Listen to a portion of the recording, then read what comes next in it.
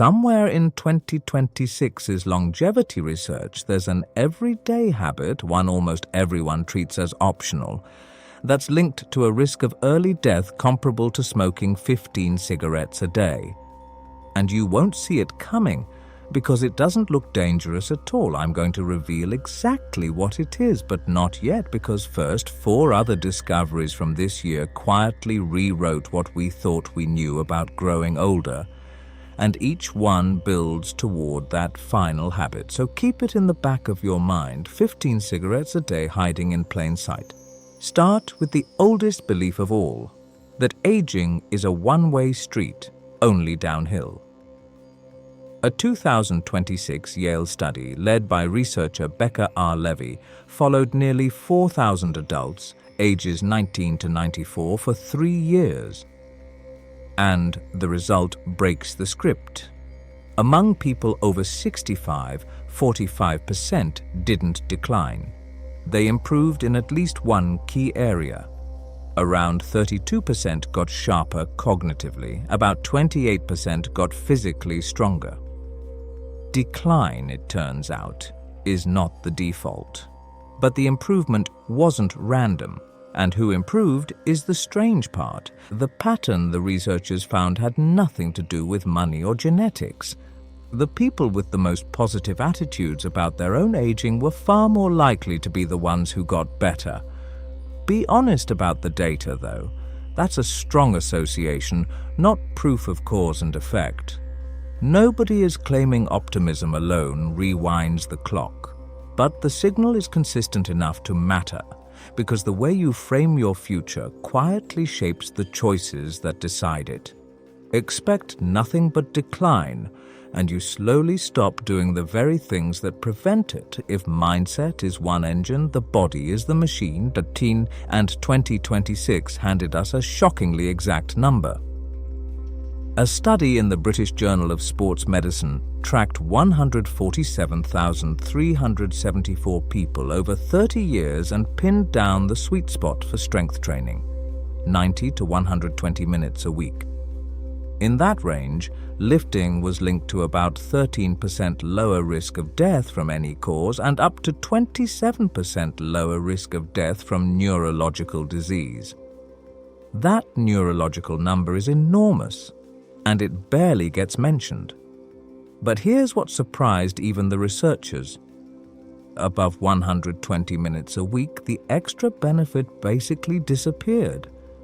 Doing more didn't buy more life. That single fact flips the more is always better mindset upside down. 2 focused sessions a week hit the target.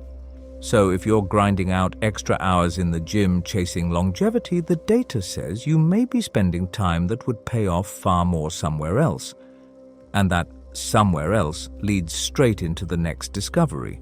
Because the same 30-year study found something bigger than either habit alone, when people stacked strength training together with regular aerobic exercise, the benefits didn't just add up. They compounded. Those doing meaningful amounts of both were linked to around a 45% lower risk of death compared to people doing little of either.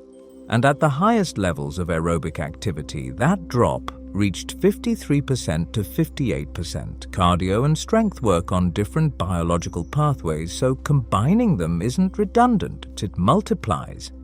Most people treat their week as a choice between the two. The real power is refusing to choose. Then there's the fuel, and here 2026 says the standard advice is quietly failing anyone over 40.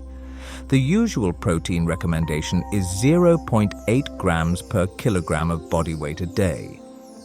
Stanford researchers argue that's too low once you cross 40, and the gap is not trivial. Starting around 40, you lose roughly 1% of your muscle mass every single year, and it accelerates through your 50s. To fight that, the effective target rises to about 1.0 to 1.2 grams per kilogram, 25% to 50% more than most people aim for. For someone around 165 pounds, that's roughly 75 to 90 grams a day, and most people fall short without ever realizing it. The fix isn't complicated: 20 to 30 grams of protein at each meal, plus a small protein-rich snack. The catch is that a typical Western breakfast has almost none, so the day starts in a hole you never fully climb out of. Knowing the actual number is the whole game. Which brings us finally to the habit I promised at the start, the one as deadly as 15 cigarettes a day. It isn't a food, a workout, or a supplement. It's isolation. A study published in Nature, analyzing data from 2.3 million adults, found that social isolation raises the risk of premature death by about 30%, a mortality risk researchers compared directly to smoking 15 cigarettes a day. Stanford's Abby King, who has studied health behavior for decades, calls social connection one of the most protective things you can do for your brain and your emotional health as you age.